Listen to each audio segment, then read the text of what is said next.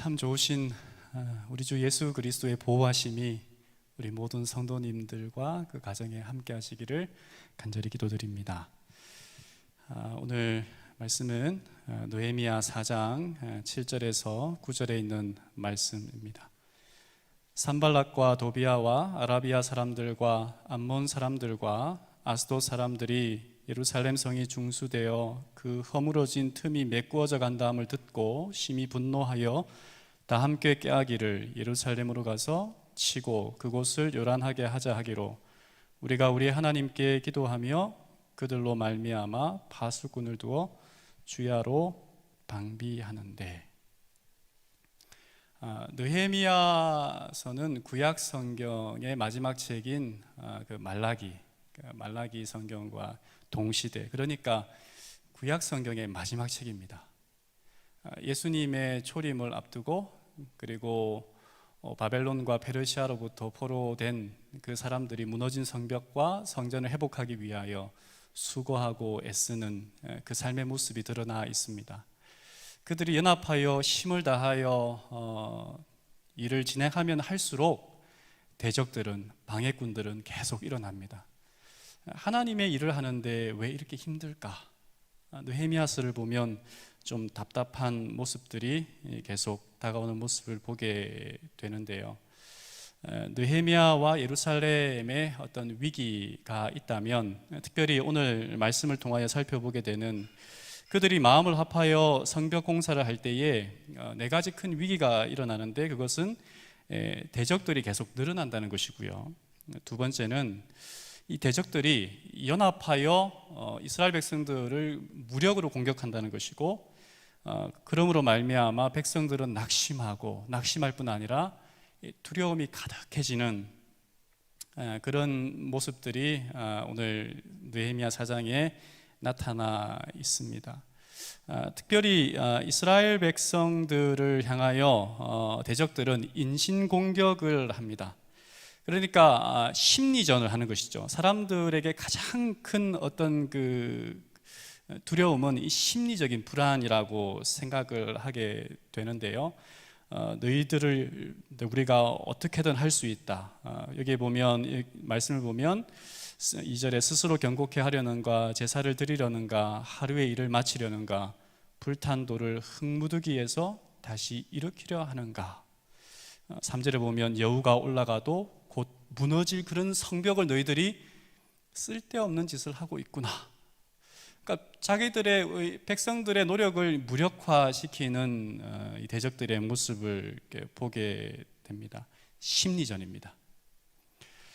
가만히 보면 그 헨리 데이비드 소로가 그의 일기에서 이런 말을 했다고 합니다. 두려운 만큼 두려워할 것이 없습니다. 대통령에 취임한 루즈벨트 대통령이 그 취임 일성으로 말했던 것은 한참 그 경제공황에 빠져서 경제적으로 여러 면에 있어서 어려움을 겪고 있는 백성들에게, 국민들에게 그가 했던 첫 번째 말은 우리가 가장 두려워해야 할 것은 두려움 그 자체입니다. 사실은 사회적 현상들 그 자체가 무서운 것이기도 하지만 그것으로 말미암아 사람들의 마음 가운데 일어나는 두려움이 그것이 정말 우리의 가장 큰 적이다라고 하는 것이죠. 계속하여 이스라엘의 대적들은 백성들로 하여금 정신을 못 차리게 하는 것이죠. 위기가 다가왔습니다. 그들이 마음을 합하여 백성들이 함께 성벽을 쌓는 일에 최선을 다하지만 위기가 다가왔습니다. 위기가 다가올 때에 우리는 그 위기를 헤쳐나가야 합니다. 오래전에 한 그 은퇴 목사님의 이야기를 전해 들은 적이 있습니다. 목사님이 심우하는 교회에 그 가까운 곳에 한 성도가 교회에 나온 지 오래되지 않은 성도가 신방을 요청했습니다. 그 신방의 내용은 뭐냐면 부인이 큰 중병에 들었고 여러 달 동안 일어나지 못하고 이제는 오늘 내일 한다는 것이죠. 그래서 좀 목사님 오셔서 기도해 달라는 것인데 그 기도라고 하는 것이 병을 낫게 해달라는 기도라기보다는 임종을 좀 준비해 달라는 기도였던 것 같습니다. 그래서 목사님이 가서 기도를 하는데 기도를 하고 그리고 남편은 부인을 등지고 앉아 있고 목사님은 신방간 목사님은 그 부인을 향하여 보고 있는데 그 남편이 이런 말을 하는 것입니다. 목사님, 이제 이 사람은 얼마 못 갈 것 같은데 이 사람이 죽고 나면 아직도 중학생, 초등학생인 아이들이 있는데 누가 저에게 시집을 오겠습니까?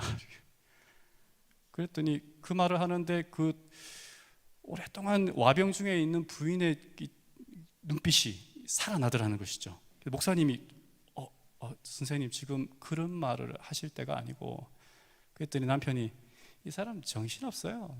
그냥 뭐, 근데 아무리 생각해도 목사님은 이렇게 섬뜩했다는 것이죠. 선생님 그런 말 하지 마시고 부인을 위하여 우리 함께 기도하자고. 근데 몇 달이 지나서 상황이 역전되었어요. 시들시들 하던 부인은 이렇게 소생하고 이제 앞으로 장가갈 걱정을 하던 남편은 이렇게 병이 들어서 죽고 말았다는 그 이야기를 어느 한 목사님으로부터 전해 들은 이야기가 있습니다. 사람들은 누구나 위기를 만납니다. 그 위기를 만날 때에 두려워하고 어떻게 해야 될지 걱정이 있습니다.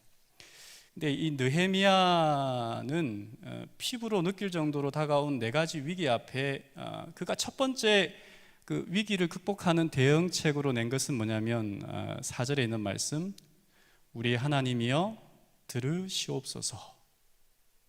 우리 하나님이여 들으시옵소서. 아무리 많은 위기가 있다 할지라도 느헤미야가 첫 번째로 꺼낸 위기 대응책은 기도입니다. 그랬더니 느헤미야가 먼저 기도했고요. 그랬더니 우리가 우리 하나님께 기도하며 백성들이 이런 위기들이 있는데 그러나 우리가 우리 하나님께 기도한다라고 하는 백성들의 마음들인 한 모습들이 드러나는 것이죠. 그의 대적들이 동서남북으로 포진해 있다 할지라도 우리는 너무 어떤 그 기도의 이야기들을 좀 무시하는 경향들이 있다고 생각을 합니다. 한 번은 아주 조용한 마을에 그 교회 건물 지하에, 아마 상가 교회였던 것 같습니다. 그 교회 건물 지하에 나이트클럽이 들어왔어요. 아주 조용한 마을이었고 그 교회 건물 지하에 나이트클럽이 들어와서 성도들은 너무 걱정을 했습니다. 어떡할까? 그래서 모일 때마다 기도하는 거예요. 기도 제목은 뭐냐면 저 나이트클럽을 좀 여기서 이사가게 해달라고, 아니 망하게 하든지 어떻게 하든지 여기서 떠나가게 해달라고 이렇게 늘 기도했던 것입니다. 어느 비 오는 날 그 나이트 지하에 있는 나이트클럽이 불이 났어요. 그리고 전부 다 이렇게 태워버리고 정말 그 나이트클럽이 망했습니다. 근데 재밌는 것은 그 나이트클럽 사장님이 법원에다가 고소를 했습니다. 누구를 향하여? 교회를 향하여. 나이트클럽이 불이 나고 그리고 이렇게 된 것은, 망하게 된 것은 교회 때문이라는 것입니다. 그래서 법원에서 만난 두 사람이 이제 이야기를 합니다. 교회 측은 기도한다고 불이 난다는 게, 기도한다고 네가 망한다는 게 말이 되냐? 이제 나이트클럽 사장님은 당신들이 기도해서 이렇게 되었다. 그래서 이제 법원에서 판사가 판결 내기 전에 이렇게 말했다고 합니다. 내가 가만히 보니 나이트클럽 사장은 믿음이 있는 것 같고 교회 목사와 장로들은 믿음이 없는 것 같다. 기도에 우리가 기도하지만 때로는 그 기도가 그대로 응답될 것이라는 믿음의 확신 없이, 어떻게 보면 그것이 우리의 최고의 위기를 극복할 수 있는 방법이라는 그 사실을 인지하지 않고 그냥 답답해서 기도할 때가 있다는 것이죠. 그런데 느헤미야는 목숨을 바쳐 다 함께 최고의 방법으로, 위기를 극복할 수 있는 최고의 방법으로 뭘 선택했어요? 기도를 선택했습니다. 기도를 기대하고 기도의 능력을 살아있는 하나님께 위탁한 느헤미야의 모습을 우리가 볼 수 있는 것이죠. 두 번째는 그 위기를 만났을 때에 여기에 보면 4장 9절에 우리 세번역 성경으로 보면, 위에는 이제 개정판이고요, 이렇게 세번역 성경으로 밑에 있는 걸 보면, 그래서 우리는 한편으로는 우리의 하나님께 기도를 드리고, 그러니까 계속 기도를 하고, 다른 한편으로는 경비병을 세워 밤낮으로 지키게 하였다 그랬어요. 기도만 한 것이 아니라 기도를 최고의 방법으로 선택을 했고, 기도할 뿐 아니라 그리고 우리가 할 수 있는, 내가 할 수 있는 최선의 것을 함께 했다는 것입니다. 파수꾼을 세웠다는 것이죠. 근데 저는 코로나로 인하여 또 이런저런 사회적 어떤 이슈들로 말미암아 불안해하는 우리들의 어떤 이 현상들을 보면서 우리는 눈으로 보는 것, 귀로 듣는 것, 그리고 그로 말미암아 마음에 생겨나는 이것들이 우리로 하여금 굉장히 위기에 스스로를 공경에 처해 넣는 모습들을 많이 보게 됩니다.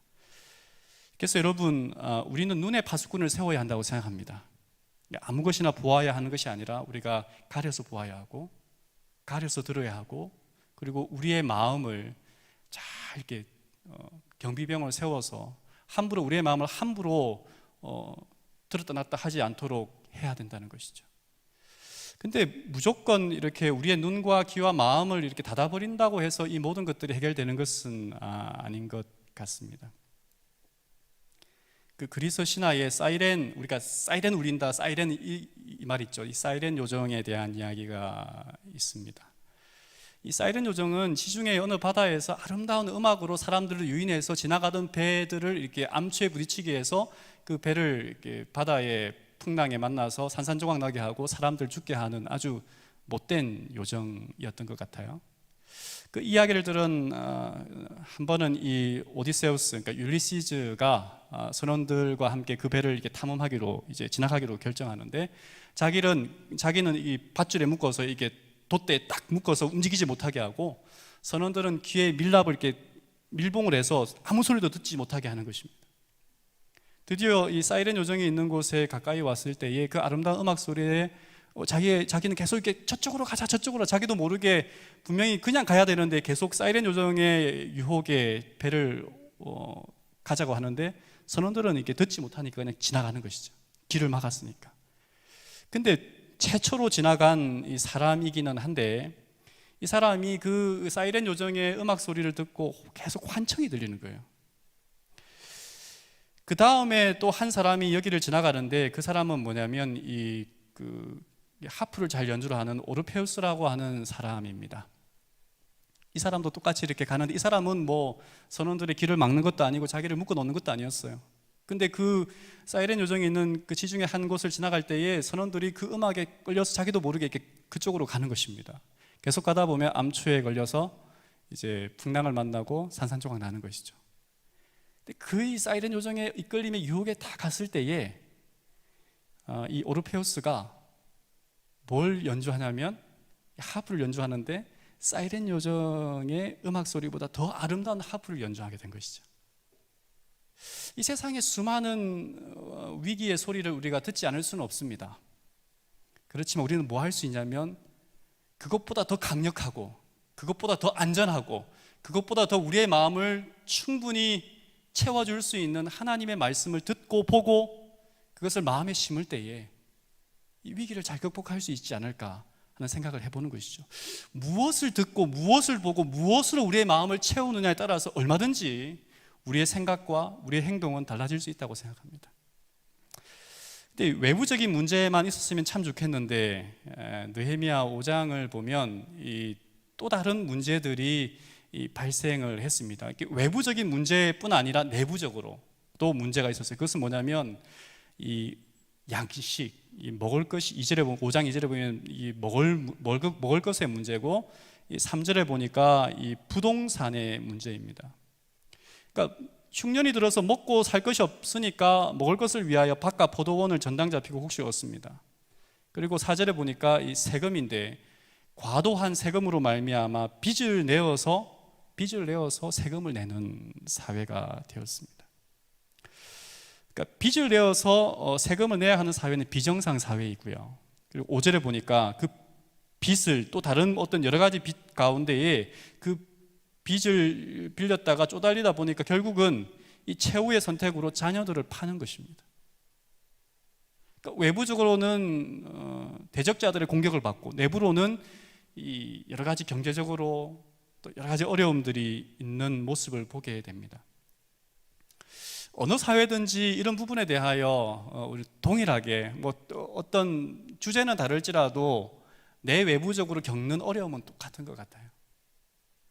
그때 느헤미야가 다시 한번 이야기하는 것은 이 내부적인 문제의 본질에 대하여 이렇게 말합니다. 5장 9절에 내가 또 이르기를 너희의 소위가 너희의 행동이 좋지 못하도다. 우리 대적 이방 사람의 비방을 생각하고 우리 하나님을 경외함에 행할 것이 아니냐. 이 모든 문제는, 이 내부적으로 생긴 이 모든 문제는 어떤 것에서 비롯된 것이라고 느헤미야는 이야기하고 있냐면 하나님을 경외하지, 하나님을 신뢰하지, 하나님을, 살아계신 하나님을 우리의 삶 속에 받아들이지 않음으로 생긴 문제라고 이야기를 하고 있는 것이죠. 이 선지자 왕에는 이렇게 말을 합니다. 다른 사람의 무지와 약점과 불행을 이용하려는 모든 기도는, 모든 시도는 하늘 책에서 사기로 기록된다. 다른 이에게 손실을 주어 자신의 이익을 얻은 바로 그만큼 그의 영혼은 하나님의 성령의 감화를 느끼지 못할 것이다. 우리가 좀 더 가졌다고, 좀 더 힘이 있다고 다른 사람들을 더 위기로 몰아넣는 것들은 사기라고 하늘에 기록될 뿐 아니라 그 내가 얻었다라고 하는 만큼 내 마음에 임재하시는 성령은 뭐 한다고요? 잃어버리게 된다라고 하는 사실입니다.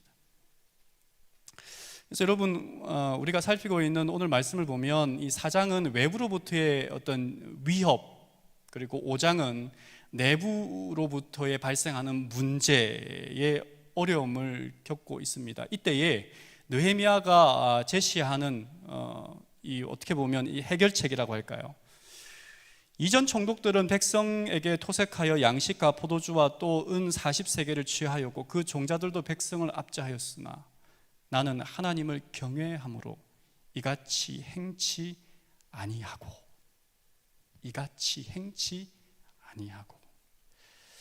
여러분 한 번쯤은 들어보았을 텐데요. 지금으로부터 약 한 110여 년 전에 전라북도 김제의 기역자 교회라고 하는 교회가 있었습니다. 한쪽은 여자분들이, 한쪽은 남자분들이 예배드리는 기역자 교회.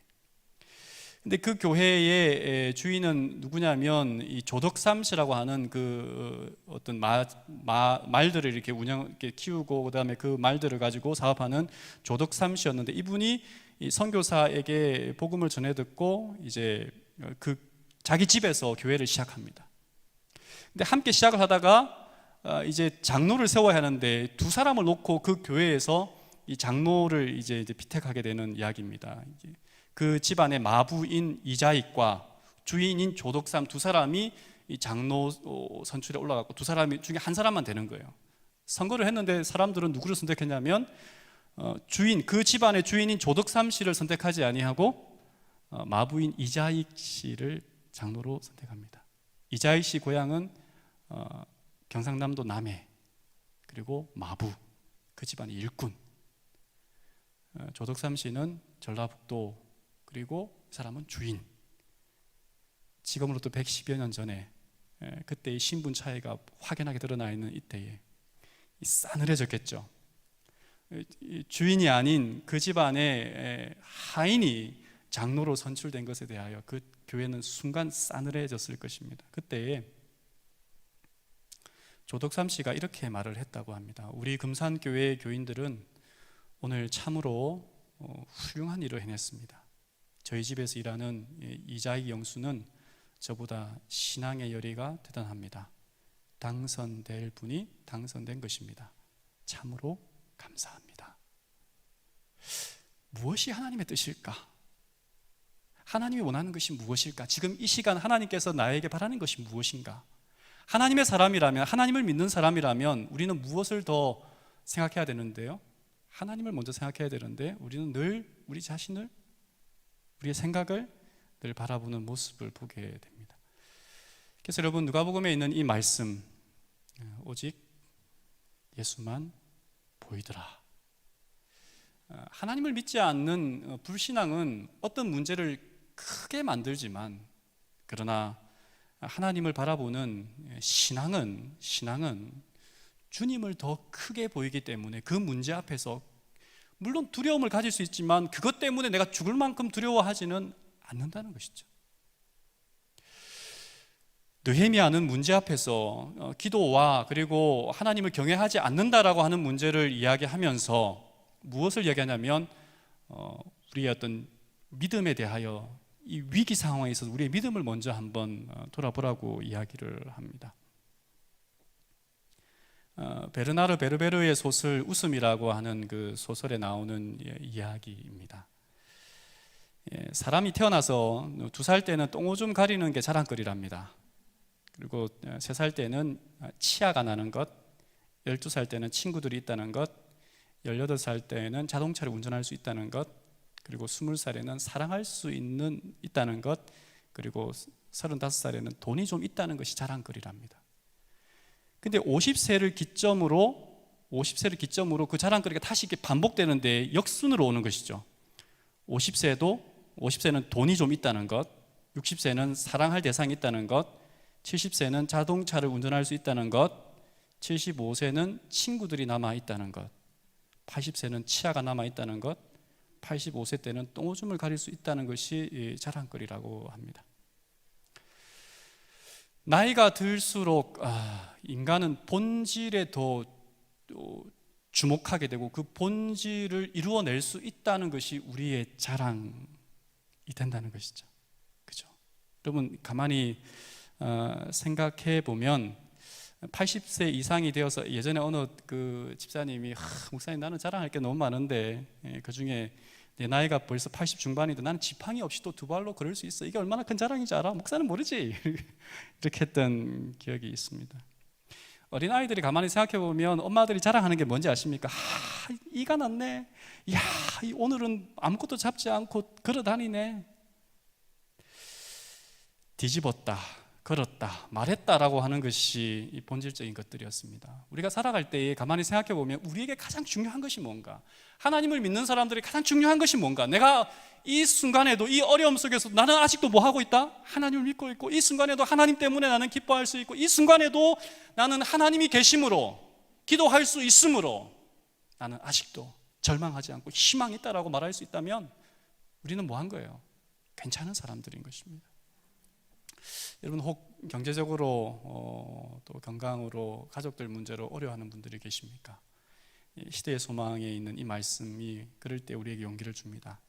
시대 소망 483쪽에 나는 그대의 슬픔을 견디었으며 그대의 투쟁을 경험하였으며 그대와 같은 유혹을 당하였다. 나는 그대의 눈물을 안다. 나도 역시 울었다. 인간의 귀로 참아 들을 수 없는 극한 슬픔을 나는 안다. 그대는 고독하고 버림을 받았다고 생각지 말라. 그대의 고통이 세상에 있는 어떤 사람의 심금도 울리지 못할지라도 나를 바라보고 살아라. 산들은 떠나며 작은 산들은 옮길지라도 나의 인자는 내게서 떠나지 아니하며 화평케 하는 나의 언약은 옮기지 아니하리라. 너를 긍휼히 여기는 여호와의 말이니라. 다른 사람보다 좀 나는 사정이 낫다라고 생각한다면 우리는 느헤미야와 같은 사람이 되어야 합니다. 함께 기도하자. 그리고 내가 할 수 있는 것을 다른 사람들에게 나누어 주는. 여러분 제수의 딜레마라고 하는 것이 있습니다. 2명의 사건 용의자가 체포되었는데요. 서로 다른 치료실에서 격리되어 신문을 받습니다. 근데 이들의 자백 여부에 따라서 선택이 달라지는데 하나는 2명 다 다른 치료실에서 지금 치료를 받고 있습니다. 둘 중에 한 명이 배신하여 죄를 자백하면 자백한 사람은 즉시 풀어주고 나머지 한 명은 10년을 감옥살이 하는 것. 두 번째는 둘 다 서로를 배신하고 죄를 자백하면 둘 모두 5년만 이렇게 감옥을 살 수 있습니다. 세 번째는 둘 모두 죄를 자백하지 않으면 모두 6개월만 감옥 생활을 하면 됩니다. 여러분이라면 이 3가지 중에 뭘 선택할 것 같습니까? 의리를 지키면 6개월이면 돼요. 그런데 내가 만약에 저 사람을 배신하면 잘할 경우 상대방이 정말 잘 따라준다면 나는 그냥 감옥에 있지 않고 나올 수 있는 것입니다. 이 제수의 딜레마라고 하는 이 게임 혹은 이 어떤 그 심리학적인 어떤 이 보면 사람들은 대부분 상대방을 생각하지 않고 내가 살기 위해서 자백한다 그래요. 그 사람이 어떻든 말든지 내가 자백해서 내가 최소한의 형량을 살기 위해서 자백을 한다고 생각합니다. 우리는 이 땅을 살아가면서 손해보지 않기 위해서 애를 쓰죠. 내가 하나님을 믿는 사람이라 할지라도 그 사람이 어떻게 되든 말든 나 먼저 살고 봐야 하지 않느냐라고 하는 마음에 나도 다른 사람을 위해 손해보는 만큼 그 사람도 손해를 봐야 되는데 나만 손해볼 필요가 있겠나 하는 생각에 우리는 다른 사람을 위하여 어떤 손해를 보지 않으려고 애를 씁니다.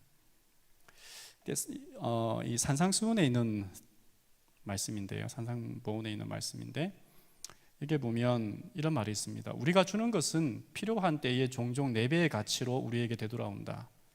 이 외에도 우리는 하늘의 모든 영광과 그 보화의 총체가 되는 하나님의 더없이 풍족한 사랑으로 인해 이 세상으로부터 온갖 종류의 선물로 보답받는다.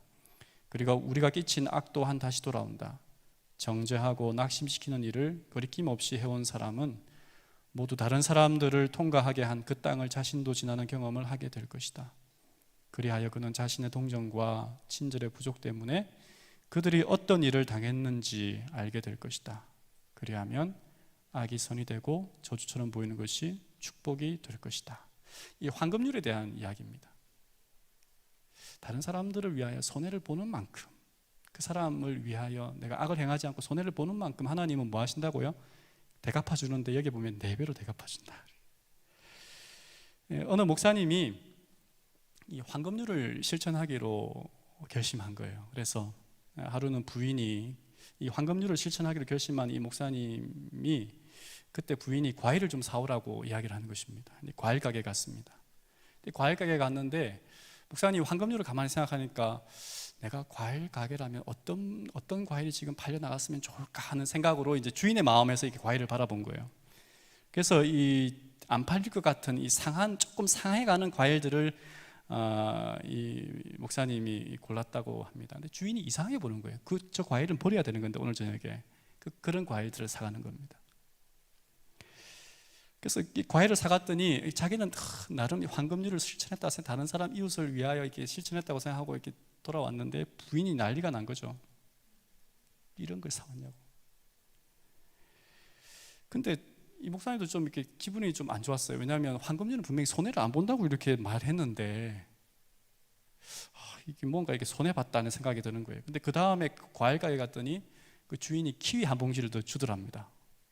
근데 더 큰 보상은 그 다음부터는 부인이 자기에게 과일 심부름을 안 시키더래요. 그래서 역시 황금률은 살아있구나. 여러분, 오늘 설교 주제가 믿음을 실험하라입니다. 이 내용은 레디컬이라고 하는 그 신앙서적이 있는데 미국의 한 교회의 목사님이 이 교인들을 대상으로 1년만 실험해보자고 이야기했습니다. 그 뭐냐면 기도할 때 자신을 위한 기도도 하지만 그러나 자신을 위한 기도보다 이 1년 동안은 자신이 뛰어넘는 이웃을 전 세계를 위하여 좀 기도하자라고 교인들에게 믿음을 실험하자고 요청하고, 두 번째는 말씀을 그냥 듣는 것으로만 하지 말고 말씀을 샅샅이 좀 우리가 이 성경에 있는 것을 샅샅이 좀 개인적으로 살펴보자. 세 번째는 자기 자신을 위하여 돈을 쓰는 것을 좀 지양하고 의미 있는 곳에 재정을 좀 희생해보자. 네 번째는 나를 필요로 하는 낯선 곳에 가서 좀 봉사하고 섬겨보자. 다섯 번째는 복음적 교회를 위하여 우리가 최선을 다하여 한번 헌신해보자, 희생해보자. 이렇게 했더니 정말 1년 동안 그 믿음을 실험했대요. 실험했더니 그 교회가 예전에 가지지 못했던 그런 영적인 부흥과 개인의 어떤 신앙의 부흥이 일어나더라는 것입니다. 그래서 여러분, 오늘 기도 시간인데요, 저는 우리 성도님들과 함께 좀 그런 어떤 열망을 가지고 기도를 했으면 좋겠습니다. 이 어려운 때에 우리가 가장 먼저 하나님께 기도할 뿐 아니라 우리 개인을 위해서 기도할 뿐 아니라 지금 이 코로나 잠잠해져 가는 듯 싶었는데 어떤 한 곳에서 일어난 사건 때문에 우리나라 전체가 지금 어떻게 보면 또 위기에 처해 있게 되었습니다. 그리고 이 교회를 가만히 바라보면 우리는 교회 나와서 신앙생활하고 믿음을 드리고 하지만 아직도 교회를 나오지 못한, 또 이 코로나 때문에 교회를 나오지 못할 뿐 아니라 심리적으로 이 결박되어 있는 많은 성도님들이 있습니다. 우리의 이웃을, 우리의 믿음의 식구들을 좀 바라보면서 함께 기도했으면 좋겠습니다. 그리고 우리의 천명사역, 천명성도 이 슬로건을 위하여 끊임없이 매일 기도할 뿐 아니라 그것을 위하여 우리가 무엇을 할 수 있을지 한번 우리의 믿음을 실험하는 그런 시간이 되었으면 좋겠습니다. 이 기도 제목을 가지고 함께 이 시간, 음악이 나오는 시간 동안 함께 기도해 주시면 감사하겠습니다.